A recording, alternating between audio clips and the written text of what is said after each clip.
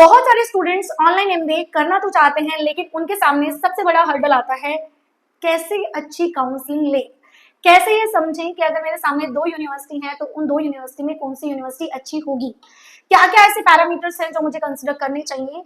आज की वीडियो में मैं एमईटी और मणिपाल के बीच में कुछ ऐसे 7 पैरामीटर्स हैं जो आपको बताने वाली हूँ। तो जो सुन के और जो समझ के आपको मजा आ जाने वाला है। वीडियो को एंड तक जरूर देखना।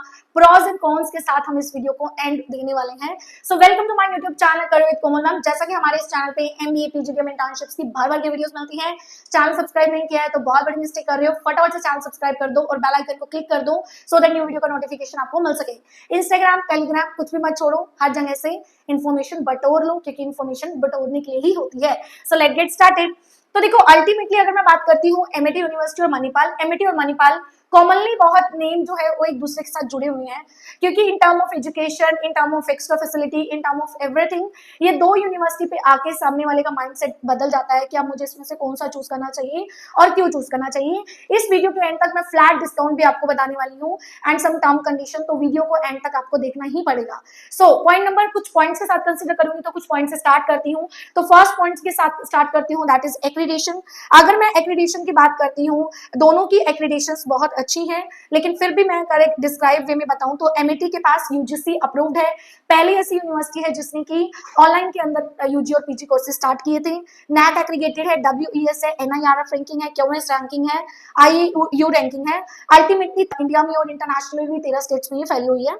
मणिपाल की बात करती हूँ, यूजीसी अप्रूव्ड है, नैक ए प्लस एग्रीगेटेड है, एआईसीटी अप्रूव्ड है, डब्ल्यूईएस अप्रूव्ड है, एसीयू अप्रूव्ड है। इन टर्म ऑफ रैंकिंग की बात करती हूँ तो बोथ हैव सेम रैंकिंग। थोड़ा सा मणिपाल का पलड़ा थोड़ा सा भारी है because it has AICTE ranking also.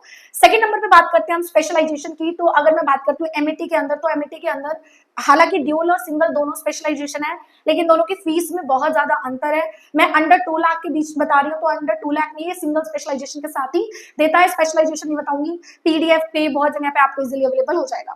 अगर मैं मणिपाल की बात करती हूँ, मणिपाल में single plus dual sem specialisation available. आप सिंगल स्पेशलाइजेशन भी कर सकते हो, ड्यूल भी कर सकते हो। आपको कॉम्बिनेशन समझ नहीं आ रहे, आपको ये नहीं समझ आ रहा आपके प्रोफाइल के अकॉर्डिंग कौन सा स्पेशलाइजेशन जाएगा, तो आप हमारा गूगल फॉर्म फिल कर सकते हो, व्हाट्सएप कनेक्ट कर सकते हो, डायरेक्ट कॉल कर सकते हो, एक अच्छी खासी काउंसलिंग ले सकते हो। ऑनलाइन, सिर्फ ऑनलाइन के हम लिए हमारी फ्री काउंसलिंग है। अगर आप ऑफलाइन एमबीए या ऑफलाइन कुछ भी कोर्स के लिए कंसिडर करते हो तो 199 रुपीज की पेड काउंसलिंग हमने रखी हुई है, just for creating the seriousness in the student, that's it, nothing else. तो अल्टीमेटली अगर मैं बात करती हूँ स्पेशलाइजेशन की, तो मणिपाल के अंदर दोनों स्पेशलाइजेशन है, सिंगल में भी जा सकते हो, ड्यूल में भी जा सकते हो, करेक्ट। थर्ड नंबर पे आता है एलिजिबिलिटी। एलिजिबिलिटी की अगर मैं बात करती हूँ एमईटी के अंदर, अगर आपके 50% से कम भी है तो भी आप एमईटी के अंदर एडमिशन ले सकते हो। And when I am talking about Manipal university, तो मणिपाल यूनिवर्सिटी में बिल्कुल 50% मार्क्स होने चाहिए। लेकिन यहाँ पे एक फायदा और है, अगर आपने 10+2 किया और आपने 3 ईयर का डिप्लोमा किया है, then you can also eligible for MBA. Ultimately आपने 10+2 किया है, फिर 2 डिप्लोमा किए, तो भी आप मास्टर्स के लिए एलिजिबल हो सकते हैं। ग्रेजुएशन इज नॉट मैंडेटरी, क्योंकि वहां और लिखा आता है।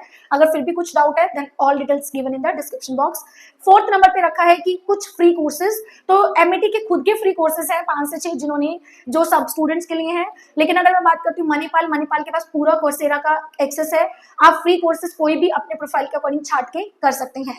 अगर मैं बात करती हूँ in term of fees, 5th point पे रखा है फीस को, तो एमईटी की फीस 1,99,000 है, डिस्काउंट के बाद 1,83,000 हो जाती है। वहीं पे मैं बात करती हूँ मणिपाल की, मणिपाल की फीस 1,75,000 है, डिस्काउंट के बाद 1,48,000 हो जाती है, जो कि अभी सिर्फ और सिर्फ मई तक है लिमिटेड, पता नहीं कितने दिनों तक हो। तो as soon as possible you can enrol to us also, है ना। 6 नंबर पे है ईएमआई, दोनों के पास ही इजी फ्लेक्सिबल ईएमआई है, 24 मंथ की ईएमआई दोनों के पास अवेलेबल है इन टर्म ऑफ एमईटी और in term of Manipal. 7th number पे रखा है placement support. Ultimately placement support Manipal university भी प्रोवाइड करता है, एमईटी भी। मणिपाल कुछ लाइक इवेंट्स कराता है जिसमें जो स्टूडेंट्स एक दूसरे से इंटरेक्ट कर सकते हैं। वही एमईटी के पास जो लाइब्रेरी है, आप अपनी उस स्टूडेंट लाइब्रेरी के अंदर जा भी सकता है अगर उसका ऑनलाइन के अंदर एडमिशन है तो भी। तो अल्टीमेटली अगर मैं सारा कंक्लूड निकालूं तो प्रॉज एंड कॉन्स देखते हैं। एमईटी का प्रॉज ये है कि ये ऑफलाइन कंटेंट प्रोवाइड करता है, कॉन्स ये है कि एआईसीटी अप्रूव्ड नहीं है। अगर मैं मणिपाल की बात करूं, मणिपाल का प्रॉस ये है कि ये लेस फीस में ड्यूल स्पेशलाइजेशन दे रहा है, और दूसरा कोर्सेरा का बहुत ब्लंडर ऑफ कोर्सेज दे रहा है जिसमें आप कुछ भी कर सकते हो। अगर मैं बात करती हूँ कॉन्स की, तो ऑफलाइन कंटेंट प्रोवाइड नहीं करता, this is one of the only like cons of the Manipal university. अगर आप इन दोनों में से किसी भी यूनिवर्सिटी में एडमिशन लेना चाहते सो flat 5,000 discount with fresh number and fresh email ID, उसके लिए डिस्क्रिप्शन में सारे पॉइंट्स हैं, कॉल करो, मैसेज करो, व्हाट्सएप करो, कुछ मर्जी करो एंड अच्छे से डिस्काउंट लो और 2 साल की सर्विसेज को free of cost low. So thank you so much for watching this video. Video कैसी लगी कमेंट सेक्शन में जरूर बताना एंड नेक्स्ट टॉपिक कौन सा चाहिए वो भी बताना। Thank you so much, bye bye.